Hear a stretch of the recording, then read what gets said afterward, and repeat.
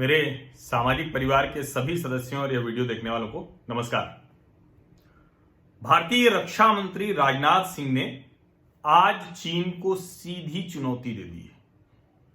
चेतावनी भी दी है, चुनौती भी दी है। और चूंकि ये बात इसलिए मैं आपसे कह रहा हूं कि आमतौर पर इस तरह से मैं नहीं कहता हूं कि युद्ध की चेतावनी या चुनौती, और मेरा ये मानना है कि किसी भी स्थिति में युद्ध किसी के लिए अच्छा नहीं है।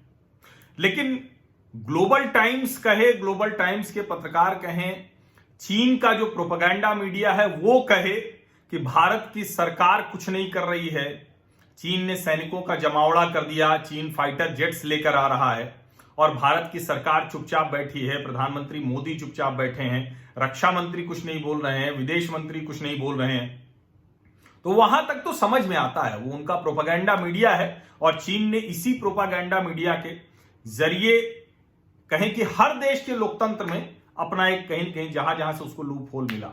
लेकिन दुर्भाग्य से चीनी मीडिया की ही तरह देश के ढेर सारे पत्रकार बात करते हुए दिखते हैं। और ऐसे लोगों को आज का रक्षा मंत्री राजनाथ सिंह का भाषण सुनना चाहिए। उन्होंने वो भी नहीं ध्यान से सुना जब प्रधानमंत्री नीमू पोस्ट गए थे, जो लेह की जो फॉरवर्ड पोस्ट है, जहां वो गए थे, जहां सैनिकों के साथ उन्होंने बातचीत की थी और बहुत साफ साफ कहा था कि कोई भी विस्तारवादी नीति रखने वाला जो आक्रामक देश है, या तो वो झुकेगा या वो टूटेगा।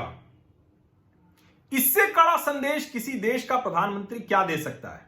और सिर्फ वो संदेश नहीं दिया, सेनाओं को स्पष्ट तौर पर कह दिया गया, पूरी खुली छूट दी गई और उनको कहा गया कि किसी भी हाल में आपको एलएसी पर कोई भी चेंज हो तो उसको आप खुद निपट लीजिए। यही आदेश था, यही भारत सरकार की तरफ से मिली हुई छूट थी कि भारतीय सेनाओं ने ब्लैक टॉप पर कब्जा कर लिया, काली पहाड़ी पर, और सिर्फ ब्लैक टॉप पर नहीं किया है, 5 ऐसी महत्वपूर्ण रणनीतिक जगहों पर, जिसके लिए आप मेरा पिछला पहले का वीडियो देख सकते हैं जो मैंने अभी डाला है, सुबह जो डाला। ये भारत सरकार की तरफ से मिली हुई छूट का नतीजा था। ऐसा नहीं है, भारतीय सेनाएं तो हमेशा पराक्रम दिखाती रही हैं, लेकिन फिर भी ढेर सारे ऐसे पत्रकार हैं, मुझे समझ में नहीं आता वो लोग किस तरह से सोचते हैं, कितना मतलब उनके सोचने के तरीके में। ठीक है, आपका किसी सरकार से विरोध हो सकता है, किसी प्रधानमंत्री से, किसी नेता से आपको दिक्कत हो सकती है, आपके जो भी हित अहित रहे हों उस पर असर पड़ता है।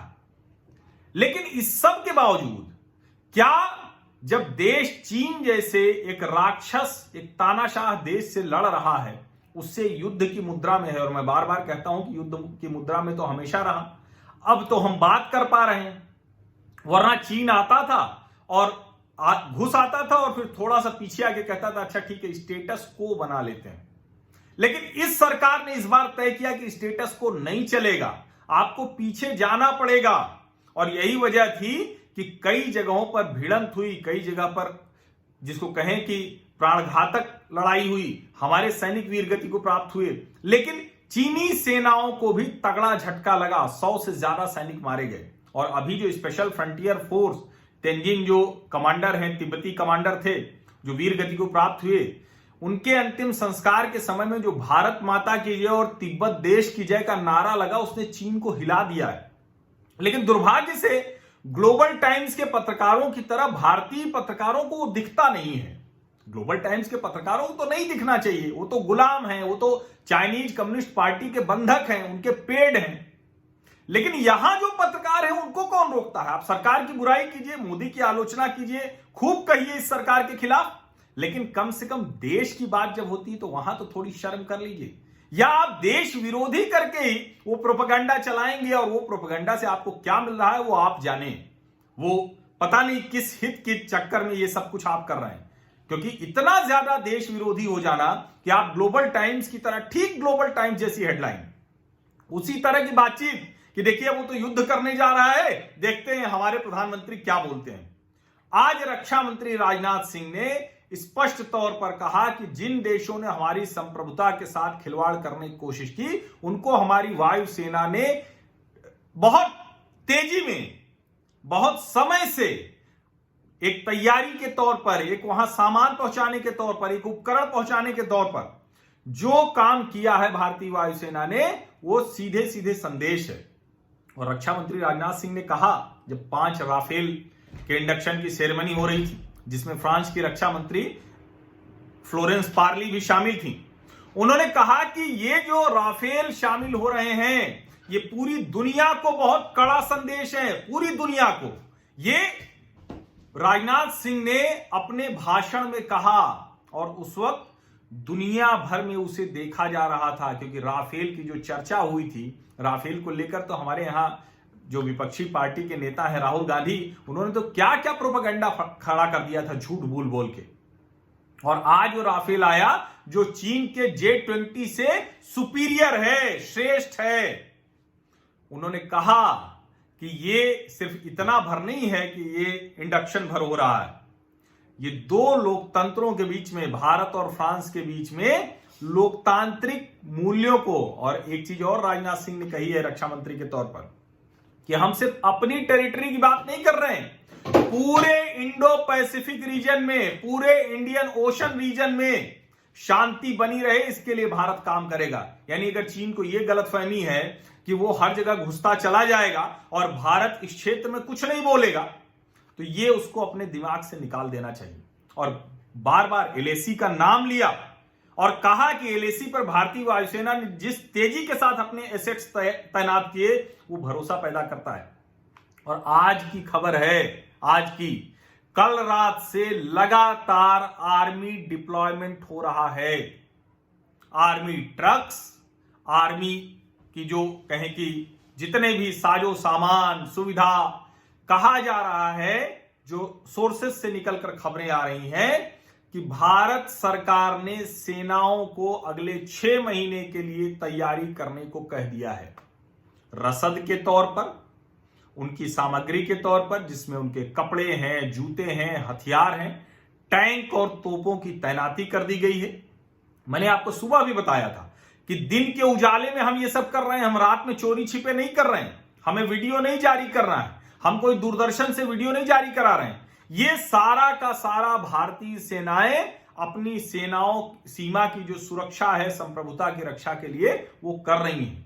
और राजनाथ सिंह ने कहा, रक्षा मंत्री ने, कि अगर किसी को ये गलतफहमी है, और जो ये राफेल हो रहा है, ये भारतीय वायुसेना तो प्रतिरोधक के तौर पर काम करती ही है, जो भी युद्ध होगा उसमें ये कारगर होंगे, लेकिन राफेल के आ जाने से वो क्षमता हमारी बढ़ गई है। आज उन्होंने 1965 और 1999 का भी जिक्र किया है, और उन्होंने कहा कि सीमाओं पर हाल के दिनों में जो माहौल बना है, फिर उन्होंने कहा कि नहीं, इसको सही से कहें तो जो माहौल बनाया गया है उसमें राफेल का बेड़े में शामिल होना बड़ा महत्वपूर्ण है। और इसीलिए मैं कह रहा हूं कि ये जो कह रहे हैं ये पत्रकार महोदय लोग पता नहीं कहां से पढ़ते लिखते हैं, या सुबह सो के उठते हैं और मन में जो रात भर सोचते हैं, सपना देखते हैं, या कहें कि जो एक अपना एक प्रोपेगेंडा का एक बैठक करते होंगे, एक तरह के लोग हैं, एक तरह से सोचते होंगे, ऐसी गिरोहबंदी होती होगी। लेकिन मुझे समझ में नहीं आता कि चाइनीज मीडिया की तरह कैसे बोल सकते हैं। कई बार होता है ना कि मीडिया में एक जैसी खबरें, एक जैसी हेडलाइन, एक जैसी डिबेट, लेकिन ये पत्रकार कौन है कि जिनकी सारी की सारी खबरें, सारा का सारा विश्लेषण, सारी की सारी हेडलाइन वो चाइनीज मीडिया से मैच करती है। ठीक है, चीनी सेना तैनात हो गई है, ये हम आज से थोड़ी नहीं जा रहे हैं, लगातार तैनात है, वो लगातार अपने इंफ्रास्ट्रक्चर बनाता रहा, हमने बरसों बरस उधर ध्यान ही नहीं दिया। और इन पत्रकारों ने जो आज चिल्ला रहे हैं, चीख रहे हैं कि प्रधानमंत्री कुछ नहीं बोल रहे हैं, भारत सरकार कुछ नहीं बोल रही है, सेना कहां पहुंची है, वो उस वक्त बोलते ही नहीं थे। उस वक्त वो कोई भी समीक्षा नहीं करते थे, कोई भी बातचीत नहीं करते थे, किसी भी तरह की चर्चा नहीं करते थे। किस बात का डर है भैया? आप किसके बंधक हैं, किसके गुलाम हैं? भारत देश में रहते हुए इस तरह की वैचारिक गुलामी, इतना ज्यादा वैचारिक गुलामी, या इतना कहें कि आपको किसी एक पार्टी, किसी एक व्यक्ति से इतनी दिक्कत है कि आप देश विरोधी होते हुए चलेंगे और आप कहेंगे कि ये देश विरोधी और इस तरह के शब्द कैसे कोई इस्तेमाल करता है। ये इसीलिए क्योंकि जब ग्लोबल टाइम्स का एडिटर, ग्लोबल टाइम्स का रिपोर्टर, ग्लोबल टाइम्स जो वेबसाइट है, चीन का मुखपत्र है, उसी तरह की भाषा का इस्तेमाल हमारे देश के बड़े बड़े पत्रकार करने लगे, तो इसका मतलब समझिए कि कहीं तो कुछ गंभीर समस्या है और उस समस्या को जनता पहचान रही।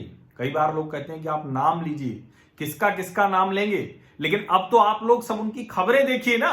जो इस वक्त भी ये कहे, प्रधानमंत्री फॉरवर्ड पोस्ट पर जाते हैं, विदेश मंत्री स्पष्ट तौर पर दुनिया भर में कहते हैं, रक्षा मंत्री लगातार कड़ाई से बात कर रहे हैं और रक्षा मंत्री भी जाते हैं, सीडीएस सभी फॉरवर्ड पोस्ट पर जाते हैं, डीजी बीएसएफ जितनी फॉरवर्ड पोस्ट है वहां जा रहे हैं, जो आर्मी चीफ हैं नरवाने साहब, उन्होंने बहुत स्पष्ट तौर पर कहा कि हमारी सेनाएं सक्षम हैं, किसी भी तरह की अगर स्थिति का परिवर्तन कोई देश करने की कोशिश करेगा तो उसको मुंहतोड़ जवाब देंगी।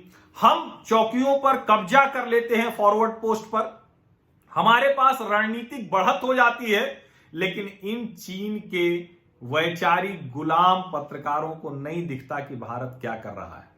इनको नहीं समझ में आता कि भारत के प्रधानमंत्री, रक्षा मंत्री या दूसरे सारे के सारे लोग क्या कर रहे हैं।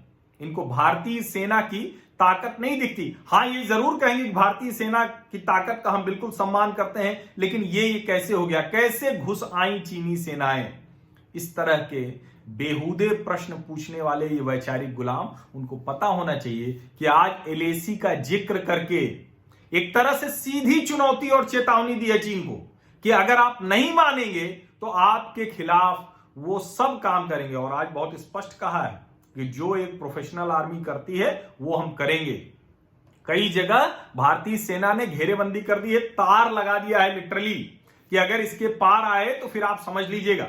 ये पीएलए के सैनिकों के लिए कड़ी चेतावनी है।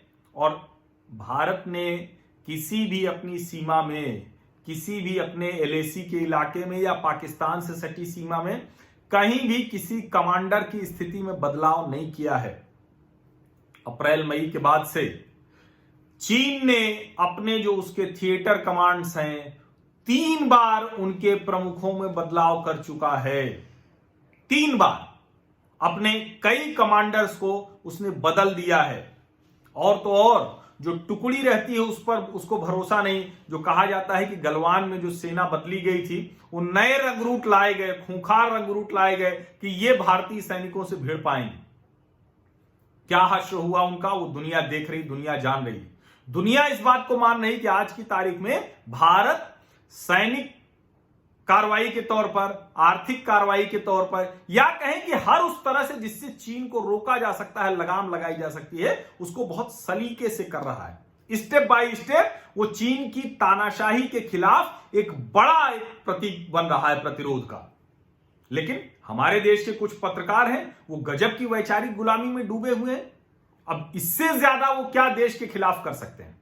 इससे ज्यादा वो क्या बोल सकते हैं कि जब पहले यूपीए के शासन में था तो उनको यही नहीं समझ में आया, चीन आके चला जाता था, वो कभी कोई बात ही नहीं करते थे।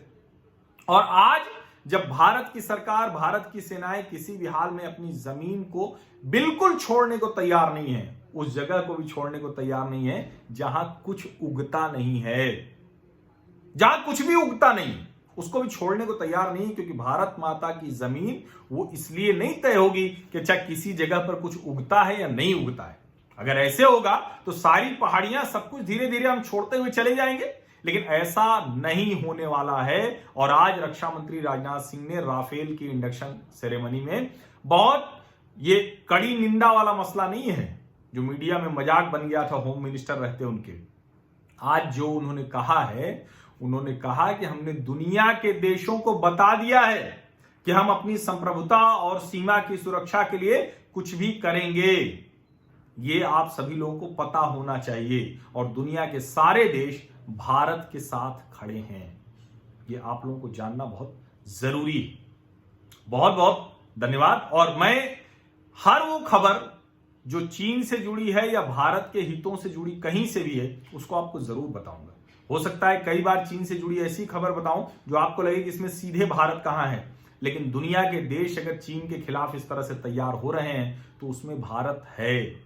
कहीं वो दृश्य होगा, कहीं वो अदृश्य होगा, लेकिन दुनिया में चीन के विरोध की धुरी भारत बन गया है, बहुत मजबूत धुरी बन गया है। इस तानाशाह देश को, चाइनीज कम्युनिस्ट पार्टी के शासन वाले तानाशाह देश को, जिन्होंने चीनी नागरिकों को बंधक बना रखा है, उनको सबक सिखाना बहुत जरूरी है।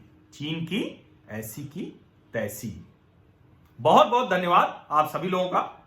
और जो मैं हमेशा अपील करता हूं कि सब्सक्राइब जरूर कीजिए, नोटिफिकेशन वाली घंटी दबा दीजिए। जो लोग स्वैच्छिक तौर पर आर्थिक सहयोग करते हैं उन सभी का बहुत बहुत धन्यवाद। लेकिन ये चैनल पूरी तरह से मुफ्त है। आप चाहें तो आर्थिक सहयोग कर सकते हैं, नहीं करना चाहते हैं, नहीं करने की स्थिति में है, तो उससे इस चैनल के देखने पर आपका कोई असर नहीं पड़ेगा, कोई प्रभाव नहीं पड़ेगा, कोई ज्वाइन बटन इसमें नहीं लगने वाला है। बहुत बहुत धन्यवाद।